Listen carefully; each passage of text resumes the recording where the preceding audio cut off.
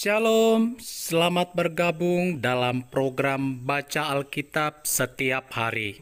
Saya berdoa semoga Bapak Ibu Saudaraku semua diberkati Tuhan melalui pendengaran dan perenungan firman Tuhan setiap hari. Selamat mendengar dan merenungkan. Tuhan Yesus memberkati.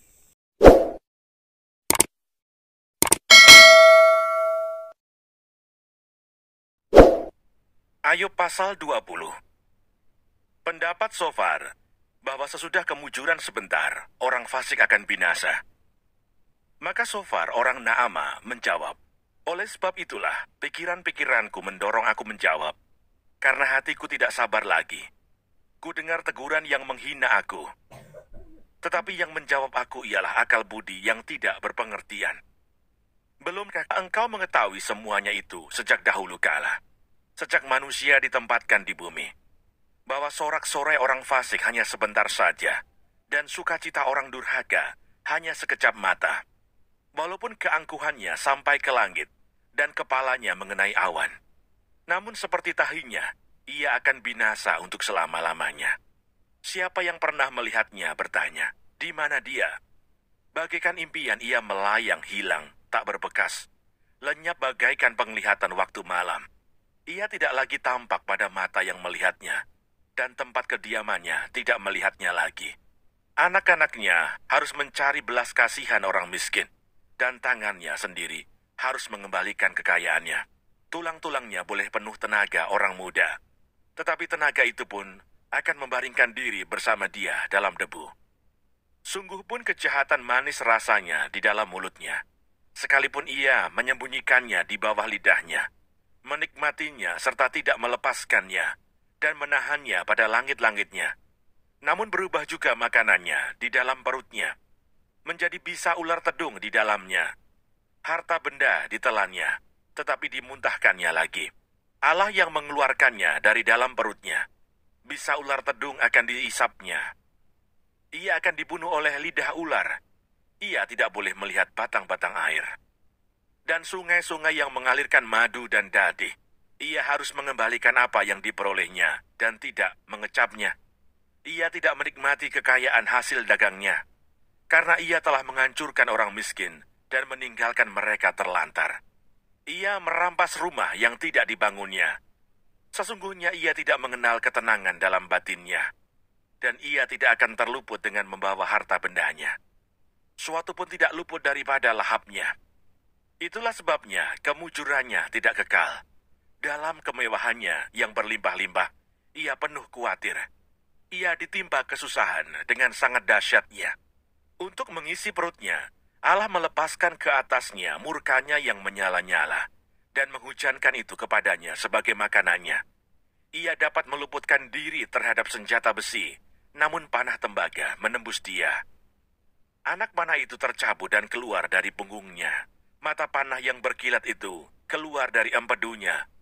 Ia menjadi ngeri. Kegelapan semata-mata tersedia bagi dia. Api yang tidak ditiup memakan dia dan menghabiskan apa yang tersisa dalam kemahnya. Langit menyingkapkan kesalahannya dan bumi bangkit melawan dia. Hasil usahanya yang ada di rumahnya diangkut. Semuanya habis pada hari murkanya. Itulah ganjaran Allah bagi orang fasik, milik pusaka yang dijanjikan Allah kepadanya.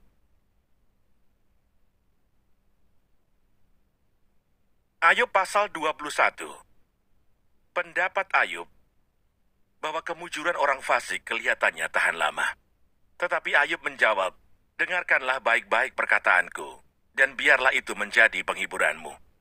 Bersabarlah dengan aku akan berbicara. Sehabis bicaraku, bolehlah kamu mengejek. Kepada manusiakah keluhanku tertuju? Mengapa aku tidak boleh kesal hati? Berpalinglah kepadaku, maka kamu akan tercengang dan menutup mulutmu dengan tangan.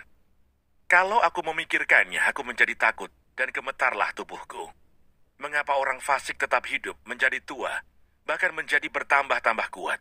Keturunan mereka tetap bersama mereka, dan anak cucu diperhatikan mereka. Rumah-rumah mereka aman, tak ada ketakutan. Pentung Allah tidak menimpa mereka. Lembu jantan mereka memacek dan tidak gagal.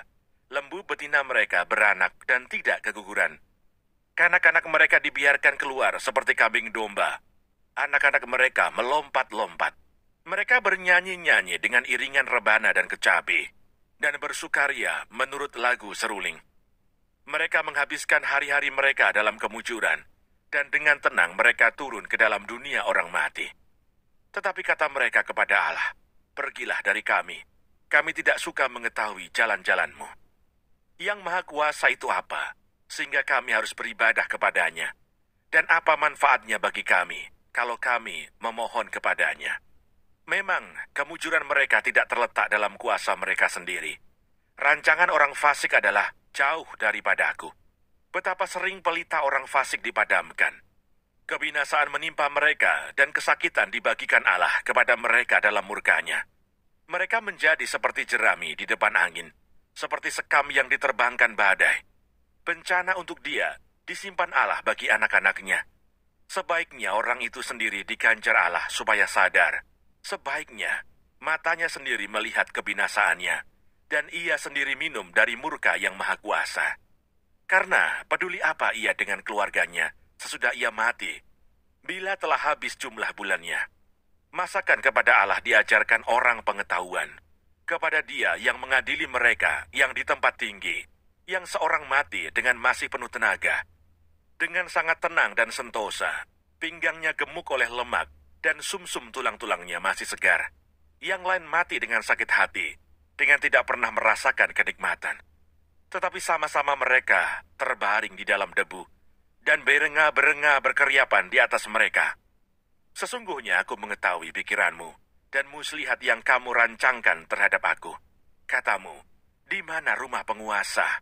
Di mana kemah tempat kediaman orang-orang fasik? Belum pernahkah kamu bertanya-tanya kepada orang-orang yang lewat di jalan? Dapatkah kamu menyangkal petunjuk-petunjuk mereka, bahwa orang jahat terlindung pada hari kebinasaan dan diselamatkan pada hari murka Allah? Siapa yang akan langsung menggugat kelakuannya dan mengganjar perbuatannya? Dialah yang dibawa ke kuburan dan jiratnya dirawat orang. Dengan nyaman ia ditutupi oleh gumpalan-gumpalan tanah di lembah. Setiap orang mengikuti dia, dan yang mendahului dia tidak terbilang banyaknya. Alangkah hampanya penghiburanmu bagiku. Semua jawabanmu hanyalah tipu daya belaka.